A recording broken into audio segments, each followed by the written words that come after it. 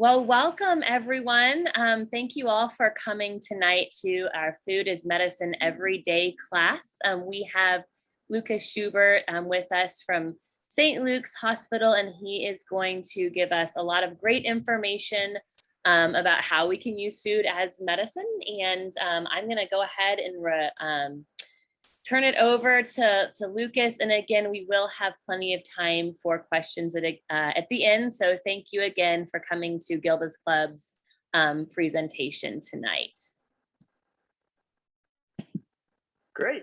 All right. Well, I will get started. Yeah, thank you for the intro. My name, like you mentioned, is Lucas Schubert. I am the Food is Medicine Everyday educator at the St. Luke's Muriel I. Kaufman Women's Heart Center, as well as our Nutritional Health Coordinator. So I'm glad to be here today to talk to you all a little bit about how to use food as medicine, specifically as it relates to cancer. So we currently at the Women's Heart Center have a course designed specifically for cancer patients, and especially those going through cancer treatment. So if you're interested, what we're talking about today is going to be most of the information that we talk about in those classes, but you can get a little bit more information and I can talk about and answer questions about that program at the end. But let's go ahead and just dive in. So using food as medicine for cancer, what are we going to get into today? Really first talking about inflammation. So really understanding why inflammation is such a concern when it comes to cancer, and then how you can use foods as a benefit for reducing cancer cell growth or just supporting your body overall as it relates to your health with cancer. Looking at anti-inflammatory foods, so really talking and using foods as a way to help reduce and control inflammation. Looking at our diet and how you can support digestion and how digestion plays a role.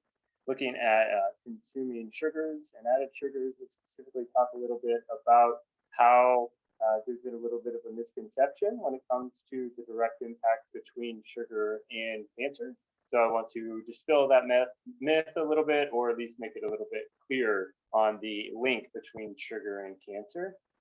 And then lastly, looking at environmental toxins and the exposure to these toxins as it relates to cancer, health, and food specifically.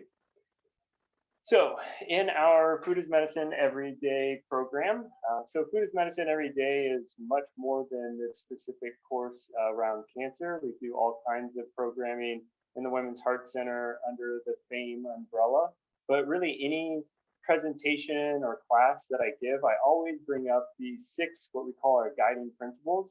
And these are the underlying principles that we want to instill in everyone, no matter what your health condition or concern or your diet is, really some principles to establish to really make a healthy lifestyle. And that's really what it's about. It's a sustainable lifestyle, not a specific necessarily diet. So let's dive into these principles a little bit. So the first one is really just promoting a more whole foods and less processed foods diet. If there's one thing you could do without very specific, changes that you have to do, just really including more whole foods and less processed foods. Just by doing that, we can really make a dramatic change in our life. There's lots of different kinds of diets out there, but really the common theme between really successful ones is that they're reducing the amount of processed foods that they contain and including more whole foods like fruits and vegetables, whole grains, beans, legumes, all the great stuff, good quality foods. Number 2, encouraging more plant-based diets. This isn't to say that you can't eat animal foods, but really just understanding that plants specifically have a lot of nutrients that are unique to plants that benefit us when we consume those. So fiber, looking at antioxidants, what we call phytonutrients, certain vitamins and minerals you can only get from plants. And a lot of us have really become unbalanced, where they're a lot more animal focused or meat focused. And so let's try to include more plants in our diet. Number 3, including food from healthy animals. So if you choose to eat animal products, not that you have to, but you can, but try to eat them from healthy animals. So we have a saying, you are what you eat eats. And what that means is that the food or the diet of that animal is going to directly translate into the quality of nutrients you yourself receive. So you are what you eat eats. And we'll talk a little bit more about that later. If you're doing 1, 2, and 3, you're promoting a more anti-inflammatory food choices, but just again, understanding that inflammation is really the underlying condition or concern in all of our conditions and health conditions, and so trying to control and reduce inflammation where possible. Number 5 is a really important one to consider, but just understanding that we're all unique individuals. We all have our own individual taste preferences, biological responses to foods. We may have certain allergies or food sensitivity, even lifestyles and schedules. And so we have to really think of what fits into our lifestyle, what fits in for us, and not necessarily think that we have to be doing what someone else is doing because it works for them. So really building the knowledge to support a healthy diet, but then tweaking it to really fit our lifestyle, our individual unique needs. And then number 6 is really caring about food and food production. So really looking at, we spend a lot of time and money on really nutritious, maybe organic foods, but do we actually spend time on the flavors of the food or enjoying cooking the food or the whole process of eating? So caring about food much more than just the specific food itself, the whole process of food, enjoying that and really savoring it, if you will. And then even the food production. So where's your food coming from? Understanding sourcing, all of that good stuff. So why am I telling you this? Just these 6 principles are what is going to be the basis of the remainder of the class or this presentation that I give you. But if there's one thing you could take away to just immediately instill into your life is whenever you're making food choices, think about these 6 principles and see if what your choices are following somewhat these principles. So that's the main guiding principles. So let's move on. Let's look at specifically cancer and what that looks like. So this presentation was taken from our Cornerstones of Fame for Cancer series. This is a 4-week series that we do, or 4-class series. And so it's built as the 4 cornerstones of cancer and how you can use food to support yourself with cancer. So the 4 components are putting out the fire, so looking at inflammation and inflammatory foods, looking at fitting the gut, so gut health and probiotics. The sweet truth, looking at sugars and sweeteners and cancer linked there. And then what we call clean eating, so really just understanding environmental toxins, understanding organic foods, and understanding what foods could I purchase organic and what can I purchase potentially conventionally and be okay with that. So we're going to dive into these 4 different components as we go forward. So why are we concerned necessarily though with our food as it relates to cancer? Well, in the State of the U.S. Health, this journal or this report that was done by the Journal of American Medical Association, this was a report from 1990 to 2016. And what they found were that dietary risk factors are the leading cause of morbidity and mortality in the United States. So what that means is our diet is the leading cause of the risk for us developing a disease and the risk of dying from that disease. So when they put together this report, they found 15 components of a diet that led to this increased risk factor. And what that was diets that were low in fruits, vegetables, whole grains, legumes, nuts and seeds, fibers specifically, omega-3 fats in seafood, polyunsaturated fats, calcium, and milk. So these were diets that were low in these, created that increased risk. But it was also diets that were high in red meat, processed meat, sugar-sweetened beverages, trans fats, and sodium. So these 15 components make up what is really creating these increased risk factors. And of course, cancer is one of those conditions that we'll talk a little bit more here going forward. So the first one, putting out the fire, looking at inflammation, understanding inflammation as it relates to cancer and food. So when we're talking about inflammation, really when we looked at that dietary risk factors, that component of diets that are high in, why those create a risk for developing disease is that they create inflammation. They create inflammatory body. So that red meat, processed meat, trans fat, sodium, those sorts of things can over time lead to inflammation. Now, let me just preface this with saying that it's not one time do you have a sugar sweetened beverage and you create inflammation and you automatically have cancer. It's not that direct. It's these diets that are consistently high in these types of foods over time for a long period, maybe 5, 10, 20 years, that over time will lead to this inflammation. And that inflammation can then develop into these health conditions, all kinds, but specifically calling out some here: high cholesterol, blood pressure, obesity, cardiovascular disease, diabetes, and cancers. So let's talk a little bit more about what inflammation is, because this really needs a clarification to know what we're talking about here, because inflammation is actually a really important process of our bodies. We need inflammation in our bodies to be healthy. So think of that time when you get a cut on your arm and it starts to swell up. It may get painful, might get really itchy and inflamed. That's the protective, the healing process actually happening. We want that kind of inflammation because over time it will, it'll decrease. That inflammation will go down, and it'll heal itself, and it'll go away. So that is an acute inflammatory process, or acute inflammation. So we want that kind of inflammation to happen when we get injured. The kind we don't want is this chronic inflammation, and this is the kind of inflammation that is typically internal, so we don't necessarily see this inflammation. It's typically all over our bodies, so again, we can't really see it in a specific area, and it's this long term. It's been happening for, again, a long time. So this is the kind of inflammation that we're concerned about, and that can lead to those conditions, and so specifically cancer. And so moving forward, when I'm talking about inflammation and everything associated with that, I'm really talking about the chronic destructive type of inflammation.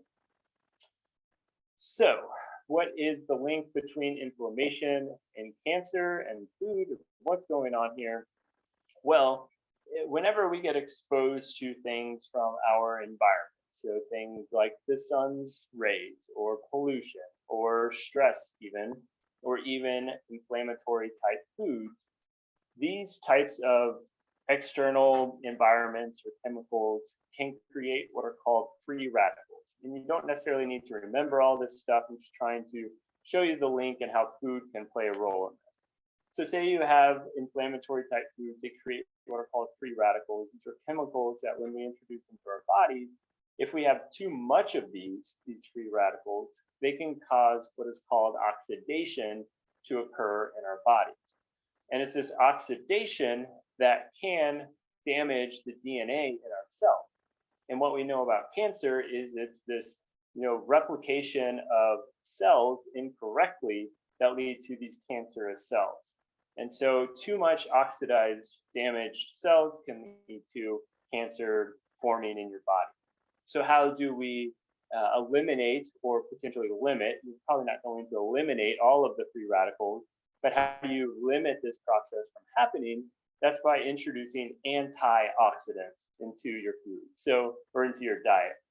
So you likely have heard of the term antioxidant, and the reason it's called an antioxidant is it is working against this oxidation from occurring in our bodies. So that's why we want it. That's why it's good.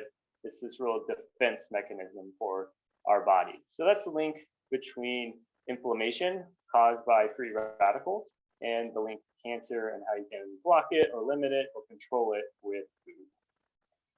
So what are our inflammatory foods? Well, these are, to no surprise, going to be our highly processed foods and refined carbohydrates, things like white breads, pastas, bagels, cookies, crackers, all the good stuff. But these can be pretty inflammatory for our bodies, as well as our added sugars and artificial sweeteners, also from food and beverages. So our sodas, our pops, our sports drinks that are just heavily in added sugars and sweeteners, these can lead to an inflammatory process from occurring, and also in our food. Highly processed vegetable oils, so think of those oils that things are deep fried in, that are consistently being cooked at a high temperature. These can create inflammation in our bodies. High amounts of sodium and salt, and then also red meat and processed meat. And I would imagine you've heard a lot of negative around red meat as it relates to cancer. And we're starting to learn a little bit more that it really comes down to the quality of the red meat rather than red meat as a big general category. So thinking about that, that idea of you are what you eats and the quality of healthy animals and how that can be really important in your diet. So think of red meat as just like a good quality steak or maybe really well ground grass-fed ground beef or bison. That's going to be actually pretty nutritious for our bodies. That's not is what is going to be more inflammatory. What is really inflammatory as it relates to red meat is going to be like your hot dogs or your deli meats or your really heavily processed meats like sausages or bologna or whatever it is. It's really the processed meats that are going to be pretty inflammatory. And as it relates to a recommendation with a dietary recommendation for red meat, the American Institute of Cancer Research, their recommendation is to limit red meat to no more than 18 ounces per week, which if you really think about that, 18 ounces is quite a bit. You're looking at about, a pound and 2 ounces in that, which is usually a serving's around 4 ounces, maybe. So you can get a good amount of red meat still in your diet if you're someone that likes red meat, but just think of good quality red meat rather than, the heavily processed meat. And just really limiting the hot dogs that have a lot of other preservatives and chemicals in there that are just not beneficial for the body, not nutritious at all. So these are our inflammatory foods. So I talked about antioxidants, showed this graphic a little bit, but let's talk a little bit more about those and why you may hear the term eat the rainbow or eat a variety of colors and foods and different types of things in your diet. Why is this recommendation really being made? Well, it's those different antioxidants. So antioxidants are essentially the defense mechanisms for the plants. So as the plant's growing, it needs its own defenses to ward off pests and disease and all of those things that are attacking it. And so when we consume those plants, we essentially get those chemicals, those beneficial defense mechanisms, and are able to use them for our own benefit of warding off and helping out with removing toxins or invaders or whatever it may be. So we get those benefits when we consume those plants. Why we want to eat a variety of foods, though, is there are lots of different antioxidants, probably more than we even know about. And when we consume a variety, we get a variety of different antioxidants. So antioxidants also create the different colors that we see. They're essentially chemicals, and chemicals create colors. And so getting a wide variety of colors, you get a wide variety of antioxidants. So let's think about this as it relates to cancer. So the example I like to give is beta carotene, which is really good at, creates the orange and yellow colors that we see in our food. It is actually really good at reducing cancer cell growth. So beta carotene as an antioxidant helps with reducing cancer cell growth. Whereas sulforaphane, which is found in our leafy greens or our green foods, this is a great antioxidant to reduce and remove carcinogens from our bodies that we may have been exposed to. So both of these antioxidants are supporting or reducing our risk or helping with cancer, but they're attacking it essentially from different angles, and they're doing different things to help us out.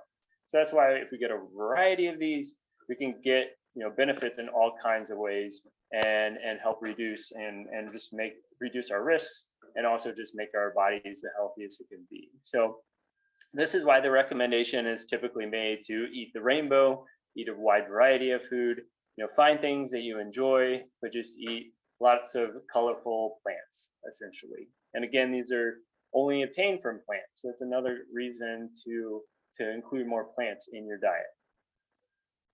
So what are antioxidant-rich foods? We talked about fruits and vegetables, but I think it's also important to recognize that like our whole grains, our oats, our quinoa, our even our rice, the millet, the wild rice, all of these whole grains also contain lots of antioxidants too. Still plants, still going to have antioxidants. Our nuts and seeds, legumes, and even our herbs and spices. So get a wide variety. It doesn't have to just be fruits and vegetables. Just get a wide variety of plant foods. Okay, and then the specific plant food I wanted to call out is soy, because I get a lot of questions around this, specifically as it relates to cancer. And so I just took the direct quote from the American Institute of Cancer Research on essentially dispelling the myth about soy really having an increased risk for cancer. And their quote from there, based on their research, and this is a lot of research, and this is a very reputable institute, that consistent findings from population studies indicate no increased risk for breast cancer survivors who consume soy foods.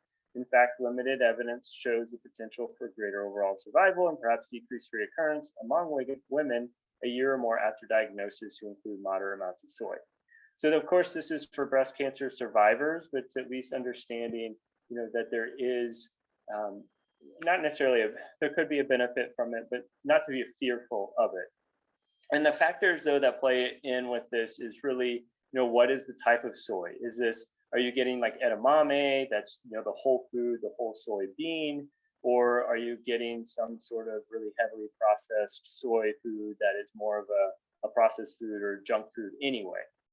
What type of cancer for the impact of soy, genetics, how long have you consumed soy? So if you were someone that has always eaten soy, then there's no real reason to take it out of your diet. Now, if you were someone that didn't eat a lot of soy, no, you likely shouldn't include soy now, again, for that cancer risk or that impact on cancer. So I just don't, the idea here is don't be fearful necessarily of soy, and really think of it as more of a whole food source, depending on, again, how are you actually consuming it? Because we all know more processed foods, not good for cancer, no matter what kind of food it is or what kind of source it comes from. Okay, moving on from our inflammation topic, we're going to dive into the gut and look at a little bit, just briefly, looking at the gut and the importance of protecting your gut for cancer and making you just the healthiest and feel the best you can with cancer or protecting yourself from cancer. So first, just understanding the definition of digestion, I think, is important because digestion just happens for the most of us. We don't think about it. It's an involuntary process, but we can voluntarily support it, and we can be an active participant in it based on what we eat and how we eat. So digestion itself is the breakdown of food, which allows for the absorption of nutrients. So you're basically, it's breaking down that food that you're eating. You take a bite of an apple, and it starts to break it down, and essentially it breaks it down to its smallest components to actually absorb it and use it. So you likely have heard, you are what you eat, but it's really more accurate to say you are what you eat, digest, absorb, and eliminate, because digestion itself is a lot more complex process than you just taking a bite of that apple and you absorb the nutrients. You have to actually be able to break it down. Your body has to be primed in a way that's actually going to be able to absorb those nutrients. And so really supporting your digestion so you can absorb those nutrients and you can benefit from those great foods that you're eating, those good, healthy foods.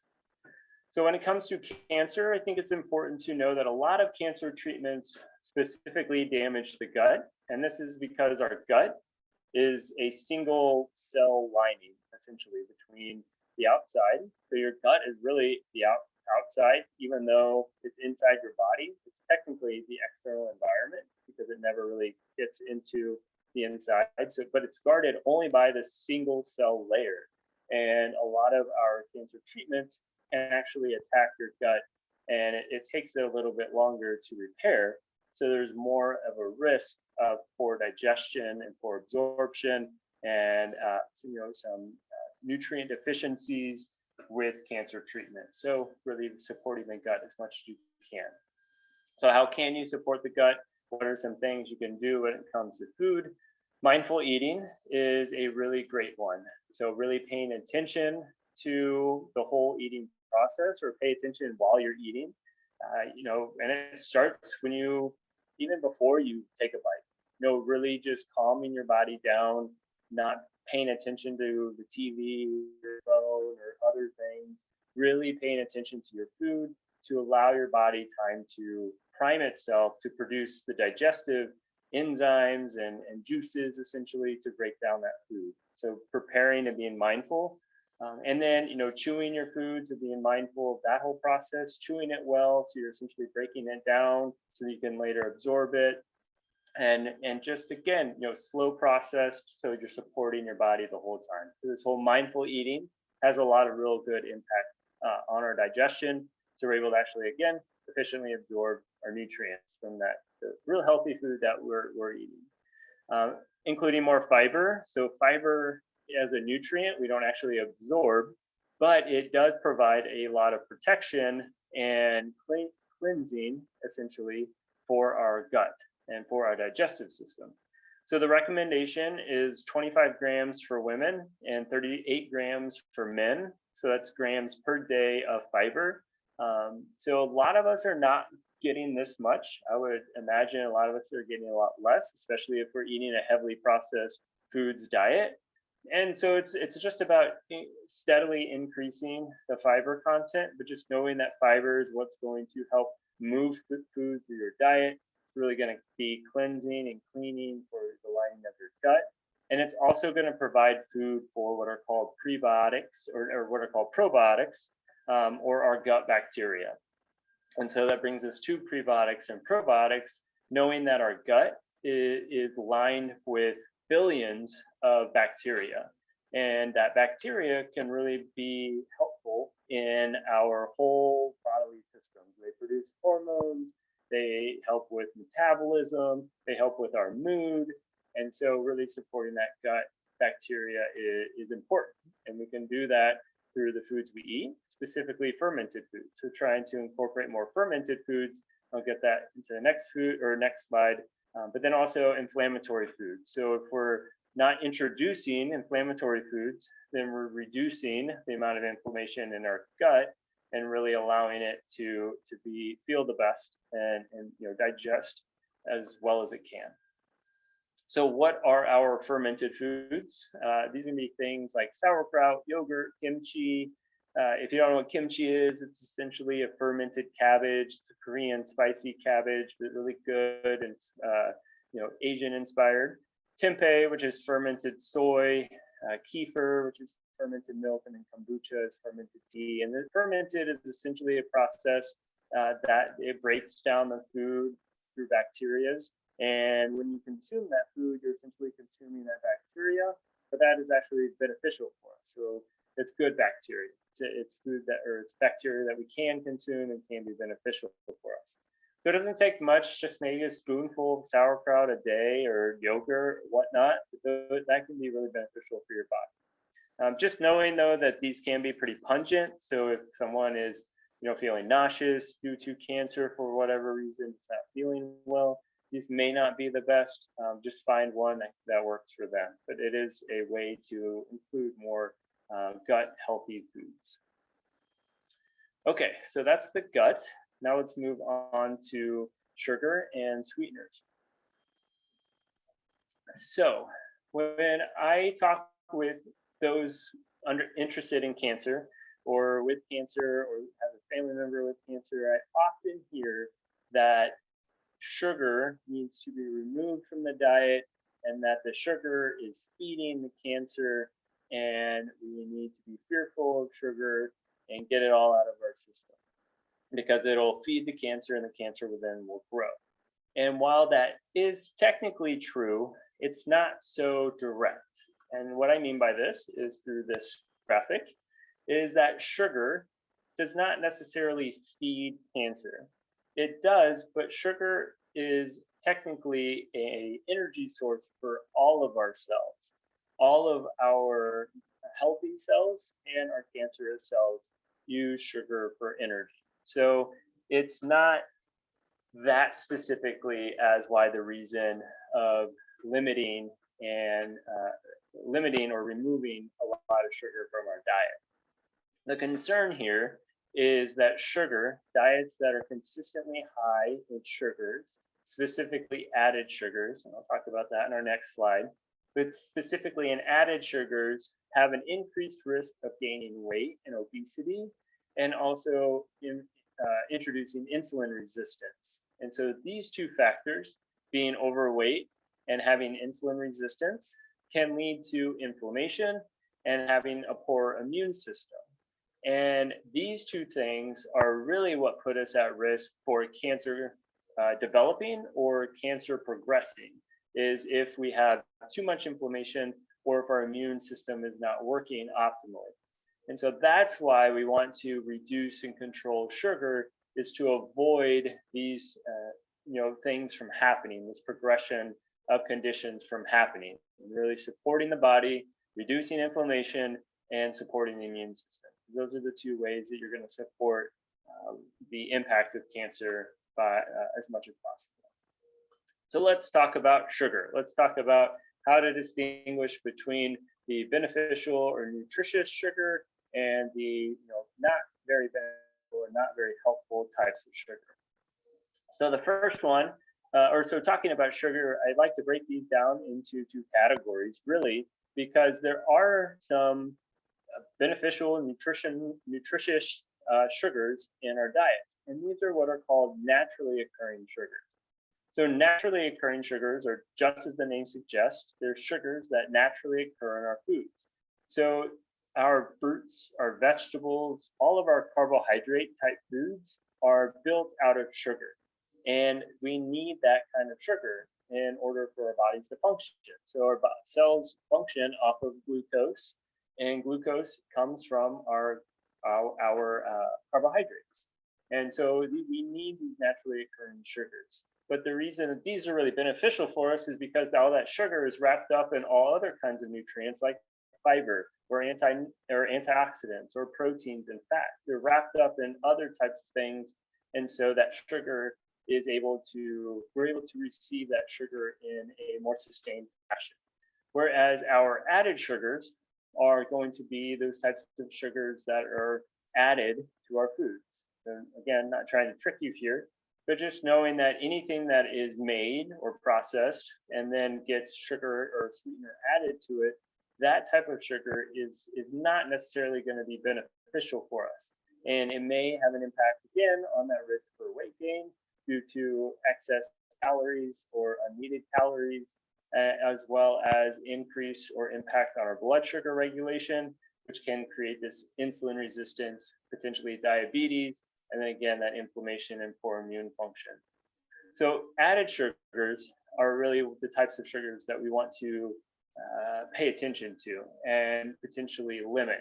And so moving forward, when I'm talking about sugar and its impact on your health, it's really added sugars that I'm talking about and that I'm more concerned with. So eat all the fruits and veggies and all the naturally occurring sugars that you want, specifically for the general healthy person, or there are some people that need to pay attention to the like carbohydrate counts, very specific cases, but for the majority of us, eat all of the fruits and vegetables you want. So when it comes to added sugars, we do have a recommendation for this. So the American Heart Association has put a recommendation of no more than 36 grams per day for men or 24 grams for women, teens, and kids. So this is a maximum intake. This isn't necessarily a recommendation to hit this limit. So really paying attention to that and trying to even get less than this. And I would imagine that a lot of us, or a lot of people out there, are eating a lot more than this recommended amount. So trying to make small changes to eventually reduce our added sugar consumption. So there's some conversions there if you're interested. And then looking at really our average American intake is much higher than the recommended. And that's around 80 grams per day for the average American, which is much higher than we want it to be, but it makes sense when you look at the health conditions that are happening. So what are some names? So our added sugars can then be broken down into two categories, if you will. There's plant and animal-based sugars, which are things like your white sugar, table sugar, or even your honey or maple syrup, coconut sugar, agave, all that good stuff you hear about. But then also recognize fruit juice is also technically considered an added sugar, even as a juice or a beverage, especially when it's added to a food. But based on the impact that it has on your blood sugar, it's no different than honey or maple syrup or any other type of sugar. So we consider it an added sugar in our FAME program and in our classes, and I would consider it an added sugar again for that reason. So part of that calculation when you're looking at your 36 grams or 24 grams per day. So these are going to be our plant animal based. So these would be my preferred added sugars if you need some sort of sweetener or added sugar, because they're a little less processed, more whole foods based, and that's what I'm always looking for. What I'm not too fond of are more of our artificial sugars, so things like our high fructose corn syrup, maltodextrin, D-ribose, these names. Essentially they're made in labs to be sweet and not ideal just for the amount of processing. So go for the more whole foods based if you need some sort of added sugar or sweetener. All right, so that is our added sugars, and you would find these in your ingredients list in your food label as you're looking at your processed foods. So that's how you would identify if your food contains added sugars. And it's also in the nutrition facts panel that has the numbers there. You can find it there on a separate line to look at the amount of grams of added sugars.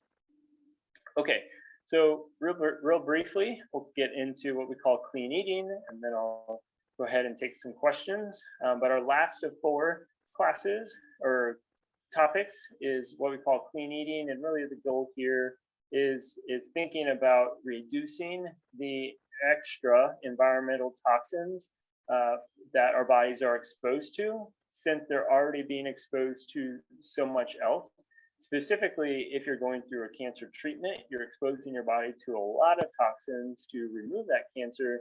And so let's find ways that we can reduce extra environmental toxins. So just knowing that cancer itself is caused by a change to our genes and our cells, which you talked about a little bit, but things that can do that are like our smoke, our toxic chemicals, radiation. They can also just naturally happen, but we can also get these from our foods.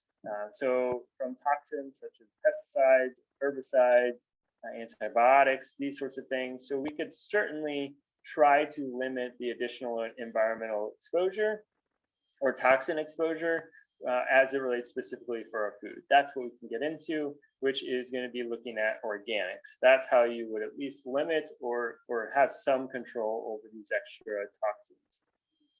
So this is the label that you would often will see on foods that will indicate that it is an organic food. And so an organic food means that it has been has very set standards on how it was grown, how it was raised, the sorts of chemicals or pesticides, herbicides that were used, if any at all.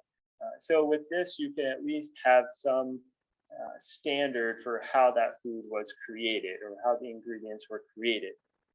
However, I like to show this quote because it really brings to attention what I think when it comes to organic foods and the importance of organic foods. And this is through the Environmental Working Group. This is the group that puts together the next list I'll show you, which is reporting on organic foods. But they wrote, although we believe consumers should be concerned about pesticides residue on the food they eat, the health benefits of a diet rich in fruits and vegetables outweigh the risks of pesticides exposure. So the point here is I would much rather you eat a conventionally raised apple compared to a heavily processed candy bar or a bag of chips or something like that. I would much rather conventionally raised non-organic food as opposed to just a real poor junk food. So the Environmental Working Group, which I talked about, is a third-party organization, nonprofit, that they put together a list every year called the Dirty Dozen and Clean 15. And what this list is, it is a list of the top 12 foods that contain the highest amount of pesticides and herbicides when tested, conventionally grown, and the top 15 that contain the least pesticides and herbicides when tested, conventionally grown.